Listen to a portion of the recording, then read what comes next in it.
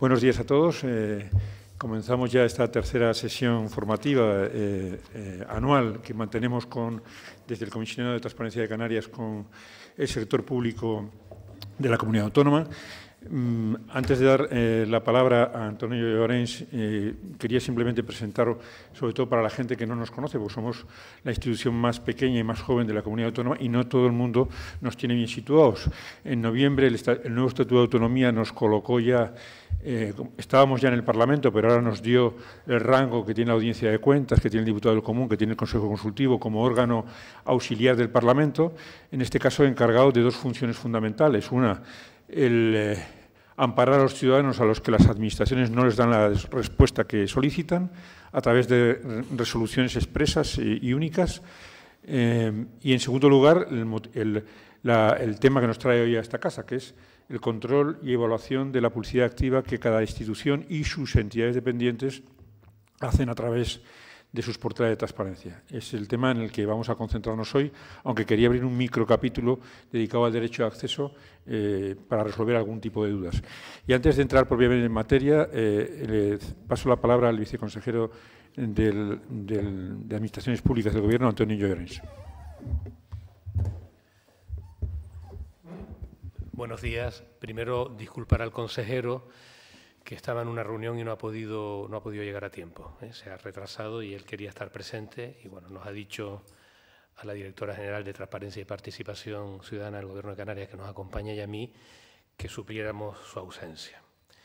Bueno, es un placer estar aquí para inaugurar estas jornadas sobre la evaluación de la transparencia a través de la aplicación T-Canaria. El año pasado ya se familiarizaron con esta aplicación, por lo que ahora tenemos la ocasión de conocer cómo ha sido el desempeño de su ejecución en relación a los parámetros que la ley impone a las administraciones. En el anterior encuentro ya se puso en valor la aprobación y puesta en marcha de la estrategia marco de gobierno abierto del Gobierno de Canarias, que entre otros fines busca incorporar esa perspectiva en la organización de la administración pública de la Comunidad Autónoma Canaria. Creo, y les quitaré solo 2 o 3 minutos que me permitan informarles de manera específica de algunas iniciativas puestas en marcha en este marco de actuación. Por una parte, ya están disponibles para la ciudadanía las agendas de los miembros del Ejecutivo Autonómico, esto es, las personas que ocupen la presidencia y quienes sean titulares de las diferentes consejerías. Agendas públicas que se podrán consultar en el propio portal, que se pueden consultar ya en el propio portal del Gobierno de Canarias. Además, el portal de datos abiertos ofrece hoy más y mejor información. Actuación también inscrita en la Estrategia Marco de Gobierno Abierto, de forma que se ha avanzado en la publicación, consulta, enlace y reutilización de la información pública producida por la Administración Autonómica en un formato y con una tecnología que permiten su interoperabilidad, datos abiertos. También es importante decir que se prevé en este año telematizar el registro de solicitudes de acceso a la información pública a través de un sistema integrado para la tramitación y registro de esas solicitudes por parte de todos los departamentos del Gobierno de Canarias, así como también desarrollar un gestor de expedientes corporativo que genere los procedimientos que dé soporte a los registros administrativos de asociaciones, parejas de hecho, fundaciones, academias y reales academias, ¿no?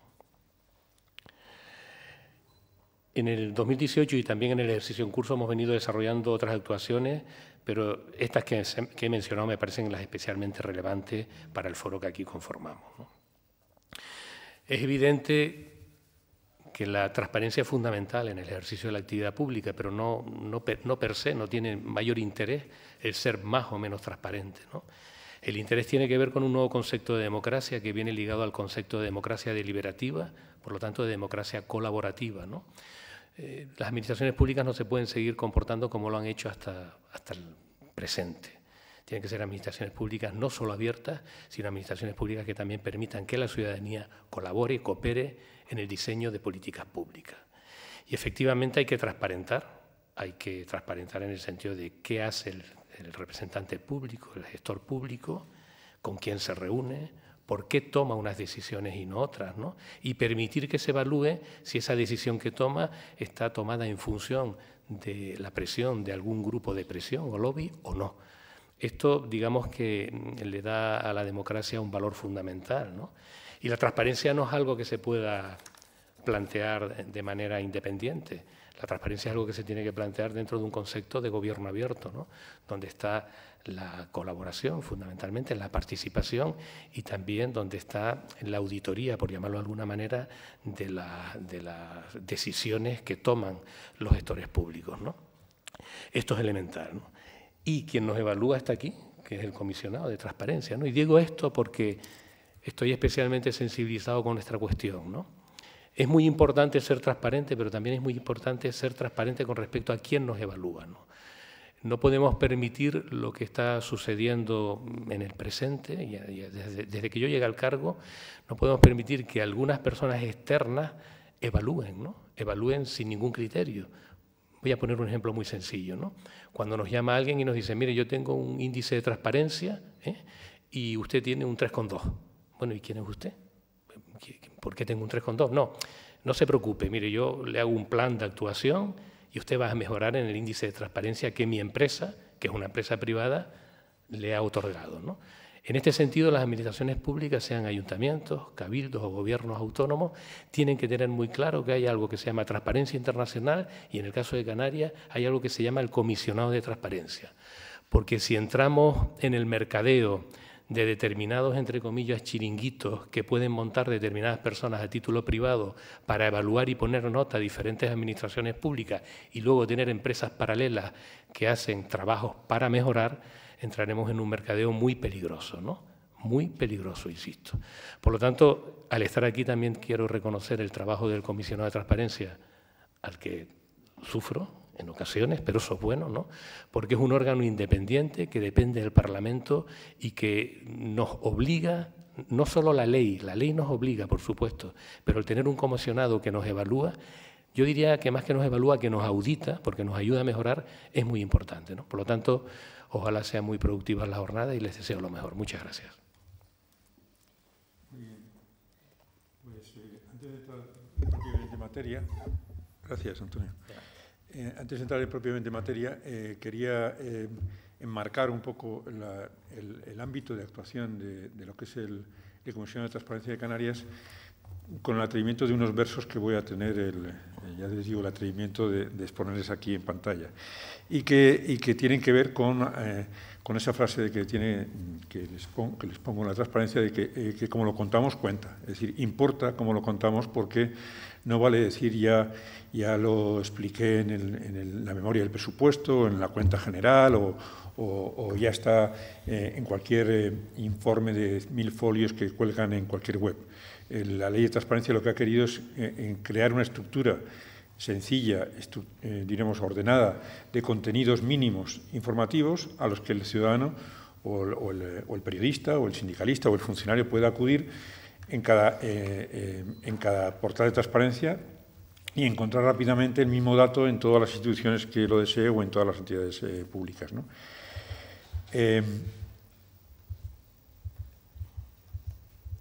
La transparencia, por contraste con la rendición de cuentas, exige una serie de parámetros que hemos tratado de reflejar en estas frases, ¿no? Exige informar sobre quién se es. Hay un bloque dedicado a la información institucional en todos los portales de transparencia. Y exige informar qué se hace o se deshace, porque a veces lo que hacemos es desmontar políticas, y eso hay que decirlo también, es decir, cosas que dejan de estar en vigor hay que reflejarlo. Y también es importante, exige decir qué se hará. Hay un apartado importante en los portales de transparencia que es planificación, que en realidad comenzaría con la explicación de un programa de gobierno o instrumento similar, que cada año el plan anual, como ustedes bien saben, son los presupuestos y que se suele articular en programas y planes de actuación que no siempre se explicitan en los portales de transparencia. Además, la Ley de Transparencia dice que cuando hay un plan hay que explicar su evaluación, bien parcial o bien al final del periodo. Y eso es una de las lagunas más importantes actualmente, no solamente en Canarias, sino en todo el país, porque aunque las leyes de transparencia hablan de que hay que informar sobre los planes, pocas establecen o pocas normas obligan realmente a trabajar con planes y programas, y por lo tanto ahí se da una especie de inconsistencia entre una administración, solamente algunas acostumbradas a trabajar con planes y programas, y unas obligaciones de explicar o contar planes y programas que no existen. Pero creo que la transparencia o las leyes de transparencia, en la medida en que, como se están incardinando también estrategias de gobierno abierto que sí incluyen la planificación por objetivos, la programación como herramienta de gestión fundamental, pues se vaya caminando en este sentido. En los portales de transparencia no solamente se pide que se enumere lo que se va a hacer, sino también dónde se va a hacer la distribución espacial de la actividad, cuándo, en qué medida, a qué costo y cómo, si es posible, ¿no? Que esto es un tema más de... Esto contendría, diríamos, los aspectos esenciales de lo que hay que contar en cada obligación informativa de las más de 100 y pico obligaciones que tienen, en este caso, la comunidad autónoma, no tanto los organismos autónomos o las empresas, pero estos serían los atributos o las características que habría que contar de cada contenido. Por diferencia, en la rendición de cuentas, que es un estadio superior de la transparencia, cuenta además el plan y su horizonte. Es decir, en la rendición de cuentas se parte de la planificación, de lo que hemos dicho, que como decíamos antes, de lo que anunciamos que se va a hacer, y se explica el punto que se alcanzó, el que no se alcanzó de ese plan, y el que a veces se entregó al azar. A veces se consiguen, ustedes bien lo saben, resultados que nunca se habían previsto y que, en positivo o en negativo, y que en una rendición de cuentas adecuada hay que contar, ¿no? La rendición de cuentas, generalmente, a diferencia de la transparencia, que implica publicar lo que se tiene hecho o lo que se tiene documentado, en la rendición de cuentas a veces utiliza instrumentos como puede ser la explicación ante los plenos, en este caso del Parlamento, ante los plenos municipales, o ante las ruedas de prensa, o ante las entrevistas. Es decir, utiliza instrumentos que van más allá de la mera obligación burocrática de contar lo que se hace, y porque requieren explicar lo que se ha alcanzado de lo que se anunció, es decir, lo que se ha hecho de lo que se dijo que se iba a hacer. Y eso no siempre en los portales de transparencia es obligado ponerlo. Implica también el explicar el por qué se hizo, y no solamente lo que se hizo, y por qué no se hizo, y por qué no ha pasado. En cualquier caso, en la transparencia cuenta el quién, como les decía, cuenta el qué, cuenta el cómo, cuenta el costo, cuenta el cuándo, el cuánto y el por qué.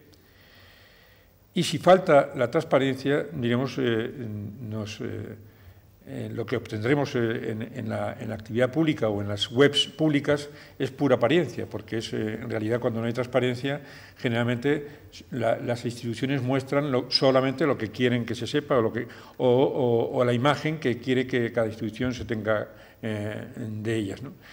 Si el resto, si no está el qué, pero hay muchas explicaciones del cómo, haré esto, haré lo otro, pero no hay una explicación del qué se está haciendo, podríamos decir que es mera ocurrencia, es decir, es algo que nos ocurre para tapar huevos.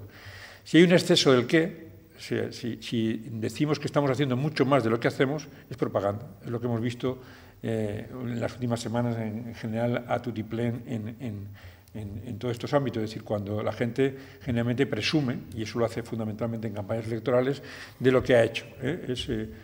Hay un exceso del qué hago, ¿no?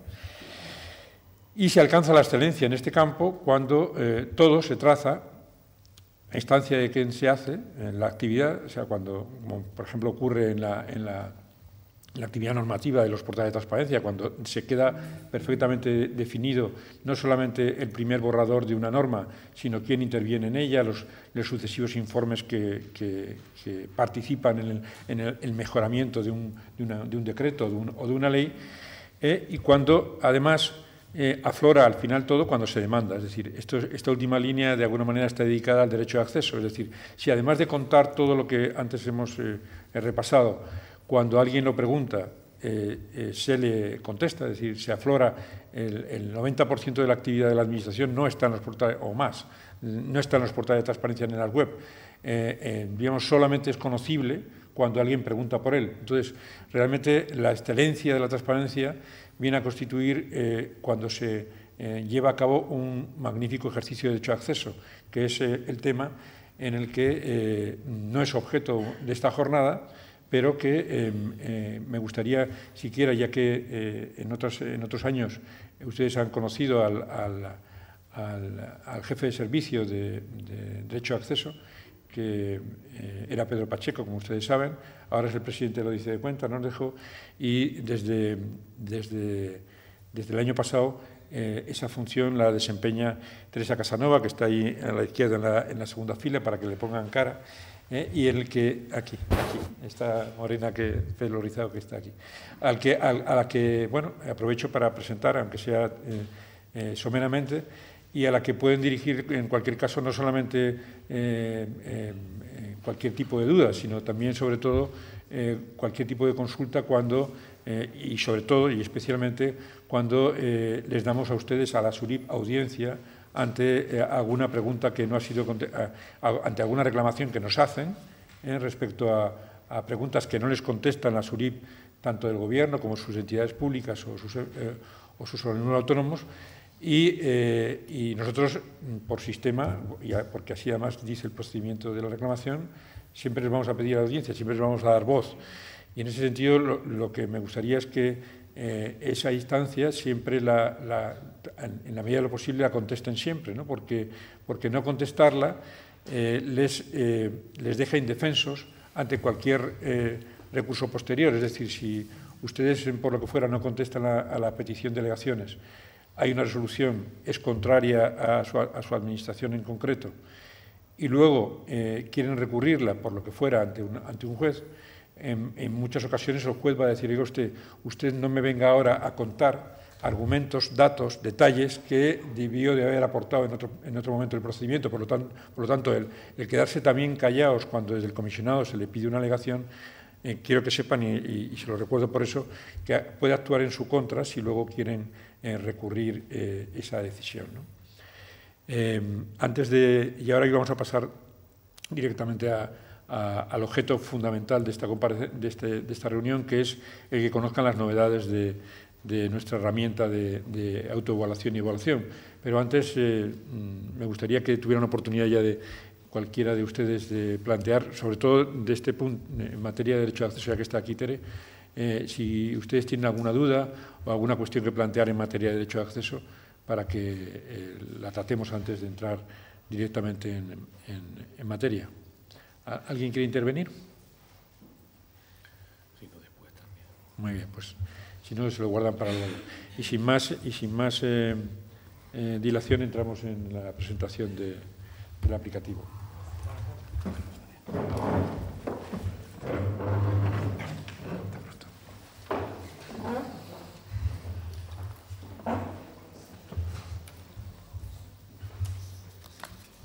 Yo sé que les cuesta, bueno, mientras entra José María,